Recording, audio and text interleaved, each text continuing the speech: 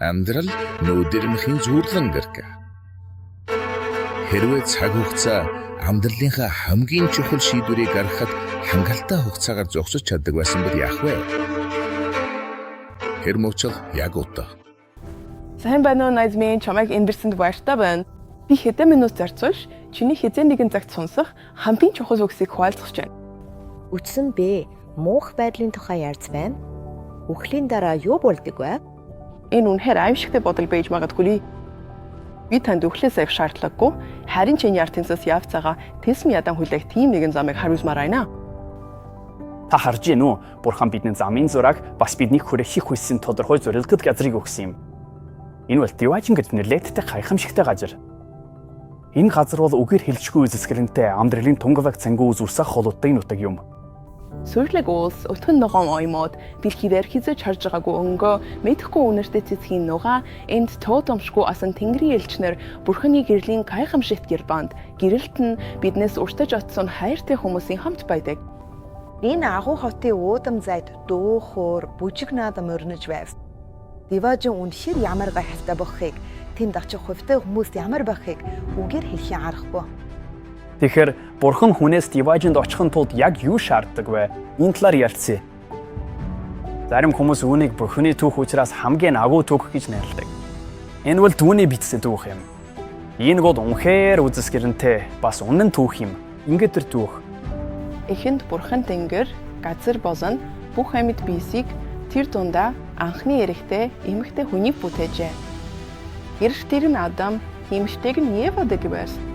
Тэд Бурхантай сайхан нөхөрлөж, эдэний цэцэрлэгт өдөр бүр түүнтэй хамт алхдаг байсан ч нэгэн чухал тушаалыг нь зөрж хүртэл ийм байлаа. Тэр өдөр тэдний мөн чанар өөрчлөлтийг Бурхантай тогтоосон тэдний харилцаа тасарсан бөгөөд Бурхан аврах арга замыг илгээх хүртэл дахин сэргээх бэхэргүй байв. Түүний цорон ганц хүү Есүс. Бурхан агуу мэрэгэн ухаанаараа хүн төрөлхтнийг аврах, цэцэрлэг түүнтэй лайсан харилцааг сэргээх гайхалтай төлөвлөгөө зохиосон. Бурхан ертөнцийг үнэхээр хайрласан тул цорон ганц хүүгээ өгсөн бөгөөд ингэснээр түүнд итгэжийг хинч мөхөхгүй харин мөн хамттай байх өвнө гэж Библиэд угуулдаг. Эхлээд бид буруу зүйл хийснээ хүлээн зөвшөөрөх ёстой.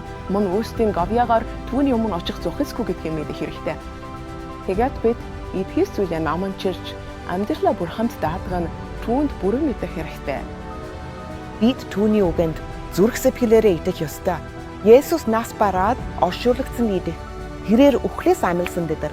Тэгээд бидэнд орон гэр бэлтгэхээр тэнгэр рүү явсан гэдэгт. Бид Есүс Христийг амьдралынхаа эзэн ба аврагч хэмээн түнхайлж байна.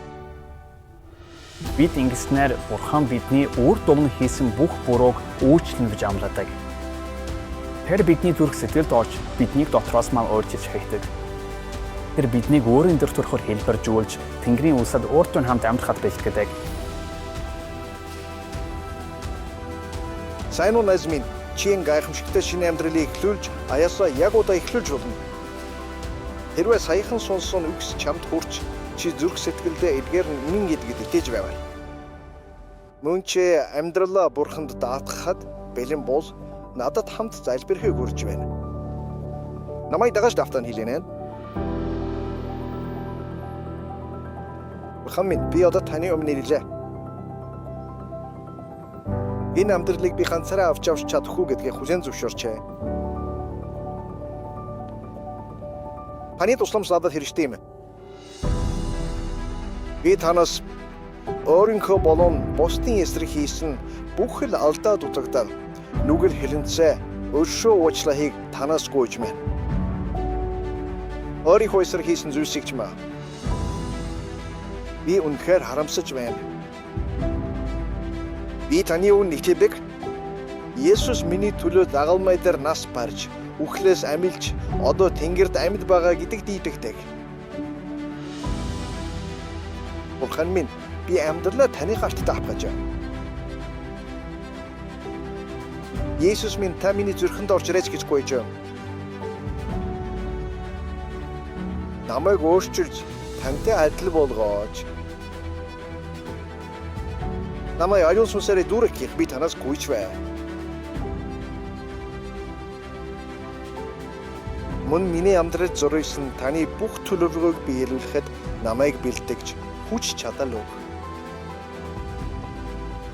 Би одоо таны уучлал болон мөнх амьдралын үнэнгүй бэлгийг хүлээн авч байна. Мөн бэлгсэн гэр орноо тэсэн ядан хүлээж гараа. Тэнгэрт надад бэлдэг гэсэн. Энэ бүх зүйлийг би таны эрхэм Есүсийн нэрээр залбирч байна. Аамен.